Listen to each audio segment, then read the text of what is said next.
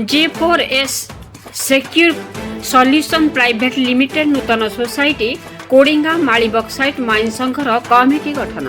लक्ष्मीपुर अंचल में कोडिंगा माली bauxite management mine संघ पक्षर एक नूतन कमिटी गठन कर संघर सुचालन और माइनिंग कार्य को आहुरी सुदृढ़ एवं सुसंगठित करने को लक्ष्य रखी सभ्य मान विभिन्न पदवी नियुक्ति कर नूतन कमिटीर अध्यक्ष भाव मोहन दास खोसला को नियुक्ति कर सचिव भाव अथन खोसला को दायित्व दि जापरी उपाध्यक्ष भाव बाल्या खोसला और साधारण सचिव भाव अजित खोरा को चयन कर खजांची भाव सुशांत कुलदीप्य को और उप खजांची भाव मेना माझी को दायित्व दि जासह 12 जन कार्यकारी सदस्य को कमिटी स्थान दि जाएगी।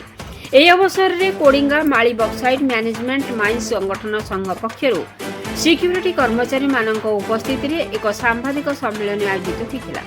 ସେଠାରେ ସଂଘ ପକ୍ଷରୁ କୁହାଯାଇଥିଲା ଯେ ମାଇନିଂ କାର୍ଯ୍ୟକୁ ଆହୁରି ସକତ ଓ ସୁନିୟନ୍ତ୍ରିତ କରାଯିବ। ସଂଘର ଲକ୍ଷ୍ୟ ଉଦ୍ଦେଶ୍ୟ ଓ କାର୍ଯ୍ୟପ୍ରଣାଳୀ ବିଷୟରେ ସମସ୍ତଙ୍କୁ ଅବଗତ କରାଯାଇଥିଲା। ପୂର୍ବ ସହଯୋଗୀ ଆଗାମୀ ଦିନରେ ମଧ୍ୟ ଜାରି ରହିବ ବୋଲି ଆଶା ପ୍ରକାଶ କରାଯାଇଛି। ସୂଚନା ଅନୁସାରେ G4S Secure Solution Private Limited रो 164 जन सिक्यूरिटी कर्मचारी मध्य 34 जन को नहीं ए सोसाइटी गठन कर दैछि। प्रमोद जेना का रिपोर्ट मसिया न्यूज। नमस्कार, मु कोडिंगा माली बक्साइट मैनेजमेंट माइंस रो यूनियन प्रेसिडेंट नूतन भाव चयन होईछि। आउ ये प्रेस मीट डाकिबार कारण हैला किछि हमरो परिचय अनेक पाखक जाई पारिबो से जोगु आमे प्रेस मीट डाकिचु। आउ संघ गढ़िबार गोटे कारण आमे किछि 34 मेंबर मिसिकिना रजिस्ट्रेशन करिथिलु। से रजिस्ट्रेशन रो फल हमपु 13 एप्रिल 2026 रे मिली सारिछि। आउ सेही सर्टिफिकेट को नै किना आशा करूछु अनेक आमे जेमिति सिक्यूरिटी गोटे हेई कि आमे अनेक जगार संघर्ष करिकिना ए दिनसटा अचीव करिचु। से जोगु आमे आउ किछि जनंकर सिक्यूरिटी भाई मानकु आमे किछि सहायता करि पारिबु संघ द्वारा।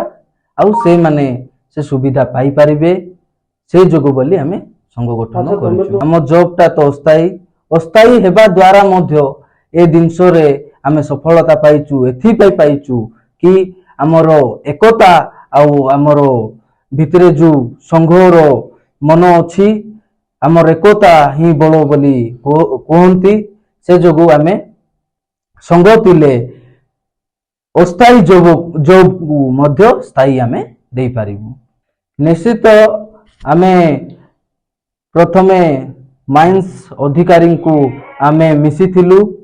आउ माइंस अधिकारी को पाखरे आमे जाई कि आमर परिचय प्रदान करिथिलु। आउ प्रथम रु हमपु माइंस अधिकारी हमपु प्रथम रु सपोर्ट करूथिले मध्य आउ आगो को करिवे। आउ आमे मध्य तांकु आगो को सपोर्ट करिवु। आमे हला G4S Secure Solution Private Limited company रे हमर एजेंसी अछि। वर्तमान आमे सेही एजेंसी रे आमे 34 मेंबर बाहरी किना सोसाइटी गठन करि। केते लोक अछन आपनकर सिक्यूरिटी? हमर सिक्यूरिटी रे 164 मेंबर अछु। से भितर 34 मेंबर बाहरी की सोसाइटी गठन करि। बाकी कोन पय आपनकर सहित सामिल हि कर देखंतु एहा गोटे का यूनियन करिबा को कोनोसी व्यक्ति को जोर जबरदस्त करा जाय नै। जा को मध्य जा सह इच्छा रे आसी किना हमर सहित सामिल हेले ताकू नै किना हमें रजिस्ट्रेशन करिचु। आमे काकू जबरदस्त डाकी किना आमे रजिस्ट्रेशन करिनु। यदि 36 जन को छाडी कि अन्य जन को यदि असुविधा होय सहायता करिवे कि नै? निश्चित करिवु। तांके मध्य आम परी गोटे सिक्यूरिटी गार्ड आउ आमे तांको प्रति मध्य सेही मनोभाव रखिबु जेंति अन्य डिपार्टमेंट प्रति भी हमरो सेही मनोभाव रहिबो। तिले मात्र संदेह नै जेति पे।